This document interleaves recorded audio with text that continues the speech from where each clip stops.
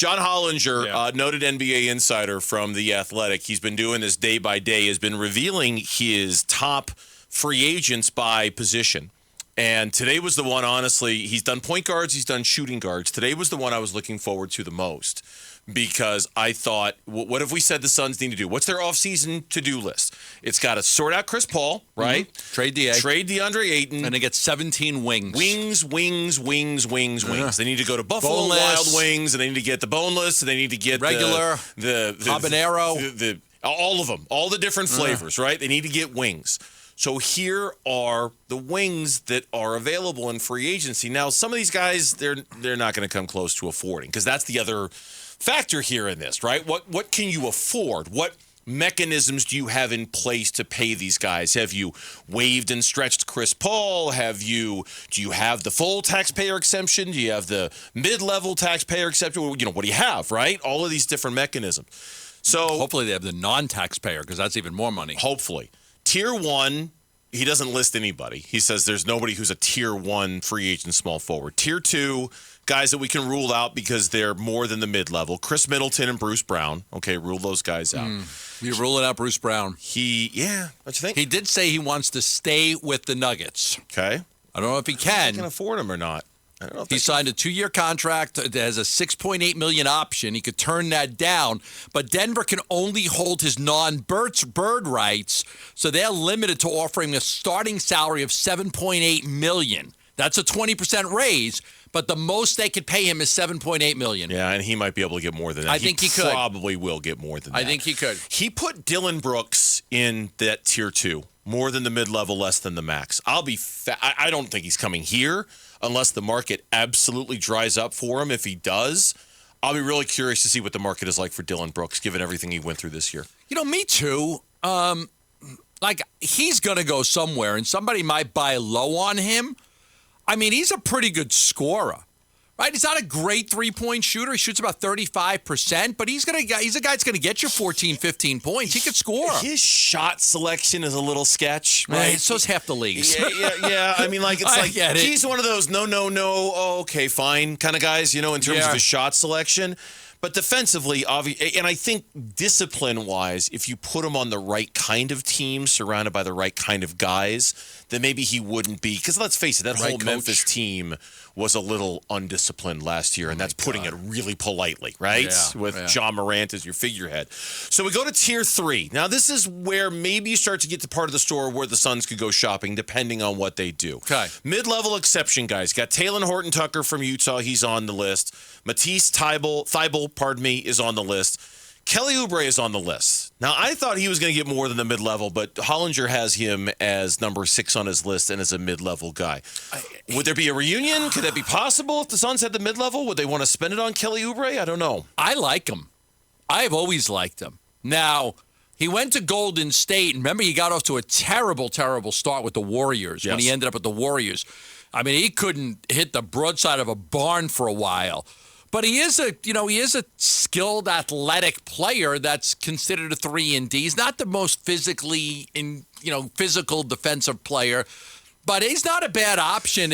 I wouldn't put him at the top of my list, but I think he's a guy you need to at least look at. Yeah, his 3-point shooting, it's not the best, but obviously he's got a deep connection here in Phoenix. Now, Hollinger suggests that he would get the full non-taxpayer mid-level exception. And that's about, what, $12 million? $12 million, and we don't know if the Suns are going to have that available to them or not.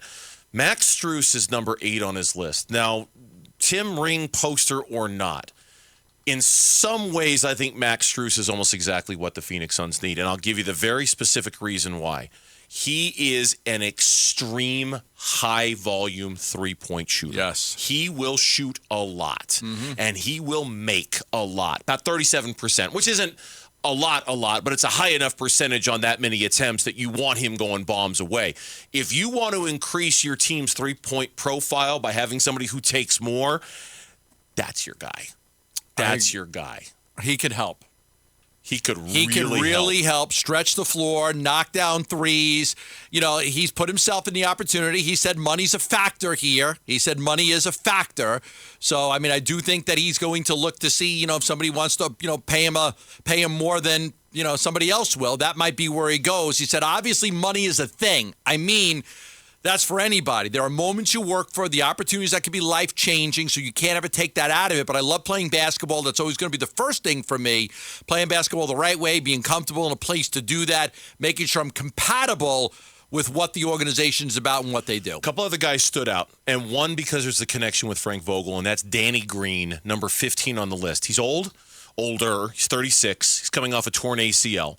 So he's obviously got some steps to come back from. You might be able to get him on a discount then. You might be able to get him on a discount because of his age and because of the fact that he was coming off that torn ACL. He kind of struggled a little bit in Cleveland and Memphis. That being said, after spending another offseason rehabbing, he was a pretty good 3-and-D guy, and he was certainly somebody who fit in very, very well under Frank Vogel the year they won the championship with the LA Lakers. He's a guy I've got my eye on as somebody that you could get. And where does he has him as the vets minimum. He has him in his vets minimum category. He's 35. He's coming off of a torn ACL when he was in the playoffs with Philadelphia. Got traded to Memphis. It was just it's like he's been all over the place the last few years. I mean, I always liked him as a shooter. I mean, he shoots about 38%. Postseason, pretty good postseason three-point shooter. It's just, if you want to get younger and athletic, he's not the guy. Yeah, no, he's not. He's not the guy. If you want to get younger and more athletic, he's not that guy. But if you're looking for a 3-and-D wing, right, at his peak, he can certainly deliver, and certainly he's going to know Frank Vogel. There was a name on this list that was specifically attached to the Phoenix Suns by Hollinger. Okay. Yuta Watanabe from Brooklyn. Ooh. 28 years old, had a breakout year shooting 44% from three, but the Nets crowd at the forward position makes it seem unlikely he's back. Describes him as a solid defender with a limited offensive repertoire beyond the catch-and-shoot game.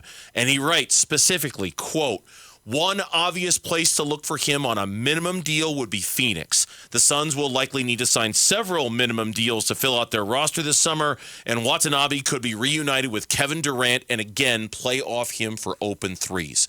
Specifically mentions the Suns as a landing spot on a minimum contract. Had a good season this year. Career high in field goal percentage, three-point field goal percentage, attempted the most field goals per game of his career. So just got confident. Had a really good month in November. We averaged 11.6 points, 4 rebounds. He's one of those corner three-point shooters. He's one of those guys that sits in the corner and takes his threes. He actually shot 51.4% from the corner. That was top 10 in the league. So if you're looking for a guy that just wants to, because how many times did we see Kevin Durant sitting in the corner? Like, why is he sitting in the corner? Yeah, have somebody else sit in the corner, right? Yeah, have Watanabe sit in the corner. He shoots 51.4% from corner threes. He's a good player from that for that category. They also, for what it's worth, had Ish Wainwright listed as number 19 on the list in terms of potentially available. Ish is going to be attractive to Vogel because of how hard he plays defensively. Yes. His body, he's strong. He can guard a lot of different guys. I think, that's his thing. Ish will take the three, but I think the attraction there will be just how hard he plays on the defensive end. Suns have a team option. They can basically pick him up for the minimum. For like nothing, yeah. And that's kind of what Hollinger is suggesting. There's no reason not to pick him up. There's no reason not to bring him back unless you just absolutely decide he is not a fit for what you're trying to do. But I suspect, like, of all the guys who are holdovers from last year to next, Ish is one of the guys I feel pretty good about being on this roster next year. I think Okogie and Landale, I think they want back.